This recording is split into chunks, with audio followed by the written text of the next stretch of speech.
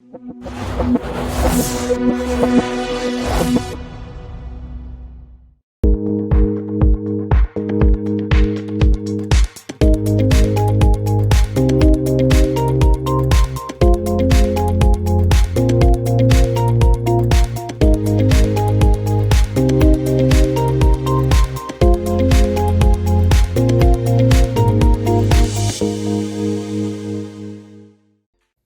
everyone, we're back. I'm here with David Arlott with LPL Financial. How are you today? I'm great, and you? Good, good. So first, I always like to start with my guests. Tell me a little bit about yourself personally and kind of what brought you to your business. Yeah, thank you for having me.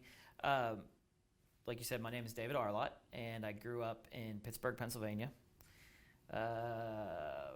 40-some years ago. I don't know, long enough.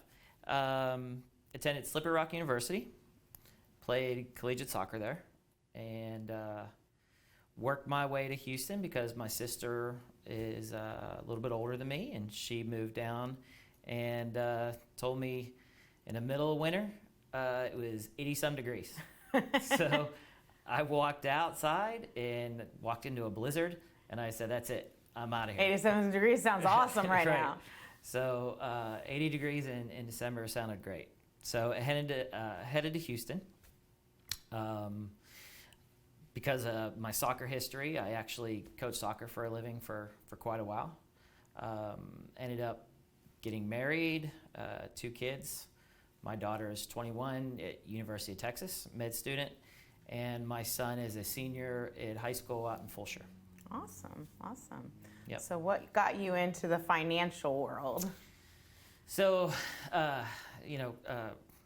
studying in college, stocks, bonds, always just really was something that interested me. So while I was coaching and playing soccer in my early 20s, one of the guys I played with was a Merrill Lynch advisor. Okay. So he and I became good friends, and he actually is the one that enabled me to take that next step and become an advisor. Okay. So how long have you been doing it? So let's see, I got licensed in 2000. Okay. So going on about 22 years. Wow. Yeah. It's a long time to be committed to one, sector of the world. When you love it, it's a good thing. Okay. So tell me a little bit about your company. Yeah. So I work for LPL Financial. We're the largest independent broker-dealer in the United States. We were founded in 1989. We custody over $1 trillion of assets. So by custody, I mean if you have accounts, brokerage accounts, we would custody your asset. So we have over $1 trillion. We're a Fortune 500 company. Awesome, awesome. What exactly does a financial advisor do? Or tell the audience what a financial advisor does. Yeah, I think there's when people hear financial advisor, people automatically think it's more you're going to give somebody their money and they're going to invest it for you, and that's kind of it. That's more of what we would consider a stockbroker, especially back in the day. Mm-hmm. Today, you really want to work with somebody that's more of a financial advisor.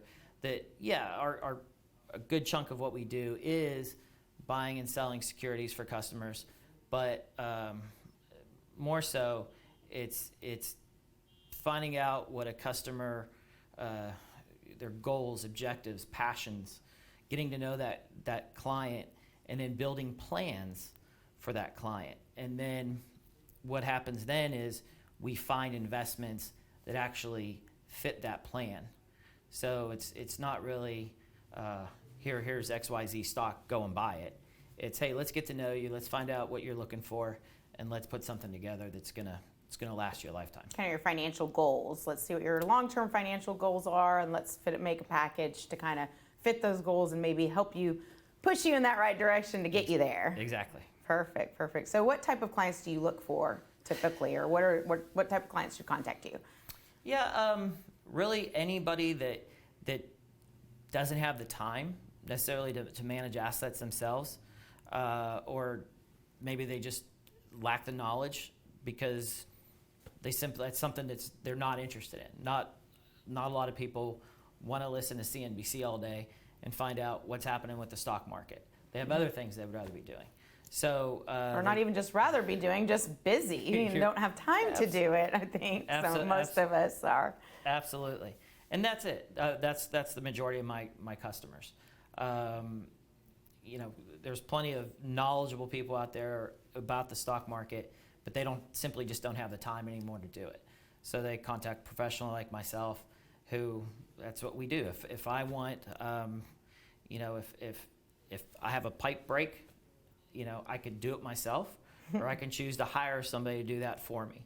Do I want to spend the time, the half a day or a full day it's going to take to repair something, or what's my time worth, right? So I go and hire somebody to do it, so it frees me up to do things that I enjoy. Or a professional to do it properly, because, you know, you might be just kind of fixing something that will break again in a few days. Absolutely. You know? So have someone do that for you. What does your process look like when someone contacts you? Yeah, so the big thing, and I kind of alluded to this earlier, is we really get to know the client. We don't really come in and say, hey, I've got this hot stock, I think you should go and purchase. We get to know you, find out what you're looking for, sit down, whether it's an individual or a couple. It could even be a business owner.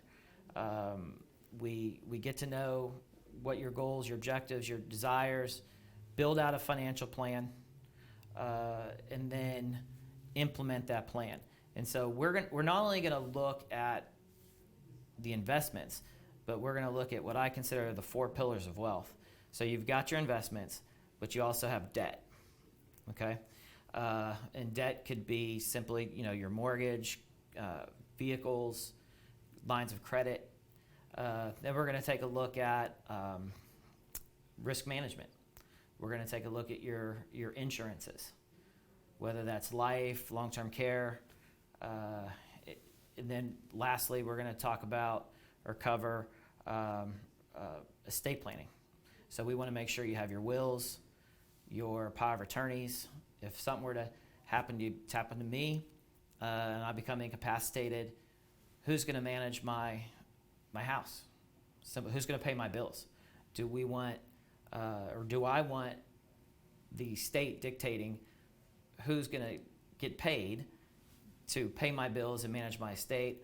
Or, you know, if I have the proper documents, we can go ahead and say, I'm going to let my daughter do it. Yeah, ensure that your kids, you know, are handling it or taking care of it. Yeah, especially if you have young kids still, you know, having the right documents is critical, because if a couple becomes incapacitated, who's going to be taking care of those children?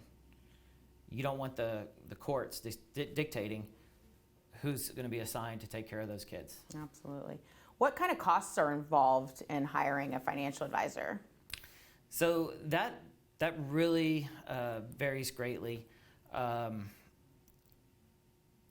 You have a couple different approaches.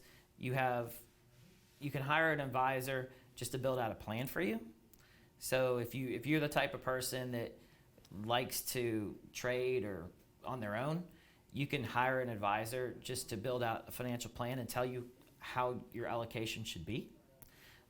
You could hire an advisor on a fee-based situation where you're charged a percentage based upon the assets that you have, and then you don't pay any transaction costs. So you know what your costs are going into it.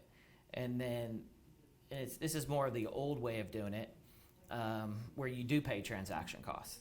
So each and every time you do something, you're going to be charged. Not many advisors do business that way anymore. It's still available, but it's just not real popular. Yeah, and it might be someone a little old school, you know, doing it that way. That's the way they're used to, so they don't want to change it. So they want to have that option to be able to do that as well. Do you feel that, I mean, I guess, is there anyone in particular that you prefer, or is just whatever preference the client has, you'll go with? So it's a little bit of both. So we get a feel from the client as to what they prefer, but it's nice to be able to tell a client, this is what your charge is going to be, and you get everything for it. That way there's no surprises either way. Okay. I know like a lot of people think, okay, I have investment, I have 401k and I have this and that. How important do you think it is for people to invest outside of their 401ks? That's a great question. So I always encourage my clients, if you're in a position where the company is going to offer you a matching on your 401k, always put as much as you can to get the full max. So max that out. Yeah, a lot of companies will go ahead and match dollar for dollar up to 6% of your income. So you want to make sure you're putting enough in to get that full match.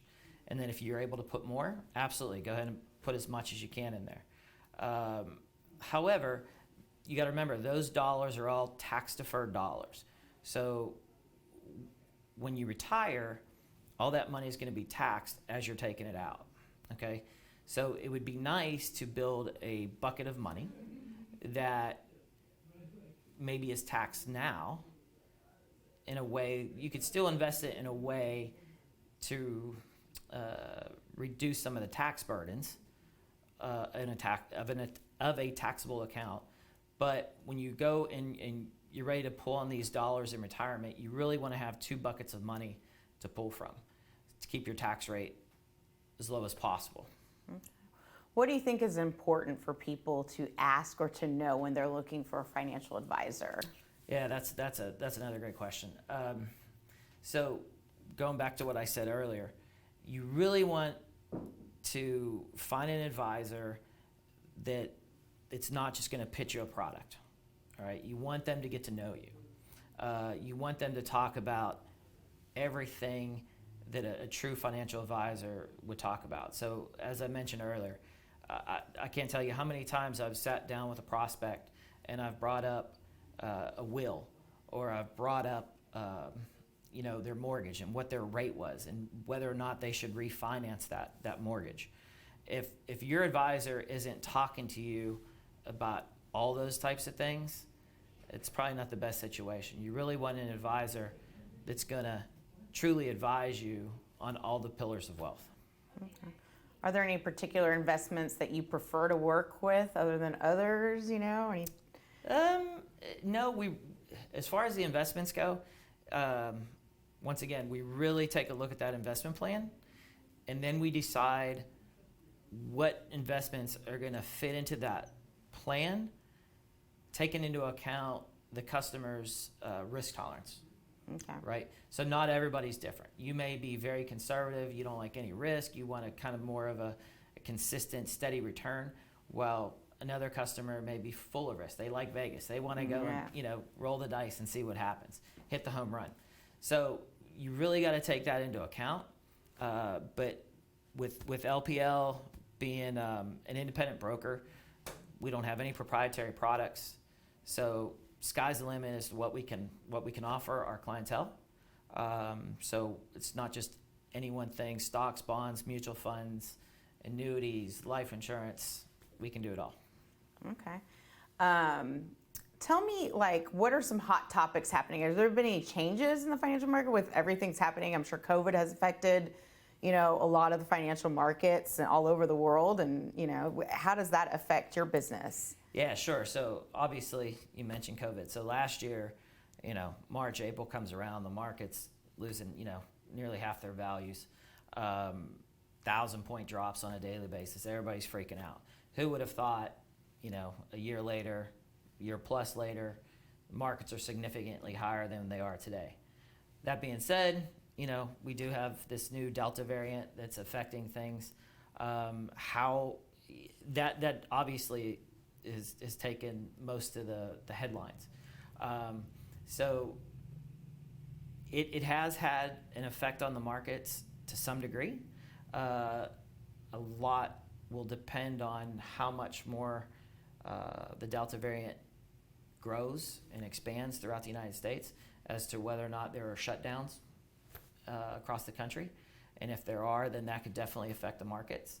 Some items that maybe aren't getting as much publicity is, interest rates can definitely, over the next 6 months, affect the markets.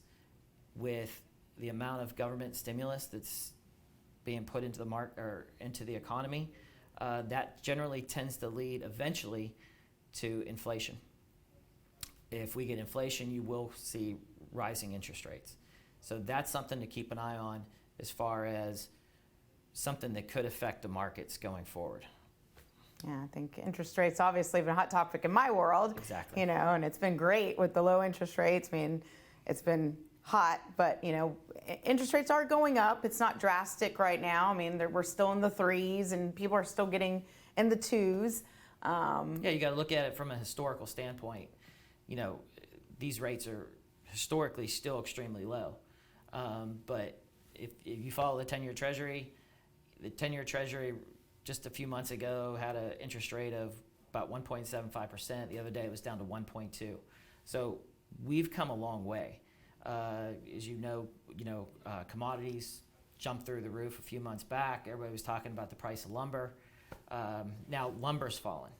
So things are getting a little bit more calm. Regulating. I guess. Yeah, a little bit more consistent. The markets tend to generally overreact in both directions. So commodities, real estate, those are assets that will generally appreciate though in a rising rate inflationary environment. Yeah. I think it's just something that the world has never gone through, right? None of us have gone through what happened in the past 2 years. So just, I think it's just crazy. And definitely call and, figure out your finances and give David a call and get more information. Tell everyone what's the best way to contact you. Yeah, the best way to contact me is either through my Facebook page or my cell phone, which I believe is being published. Yes, absolutely. Yeah. That's the best way to get a hold of me. I'd be happy to sit down and speak with anybody. Just give me a call. Awesome. Well, thank you so much for coming on the show. I really appreciate your time. Thank you. Give David a call if you need any financial advice. We'll be right back with our next guest.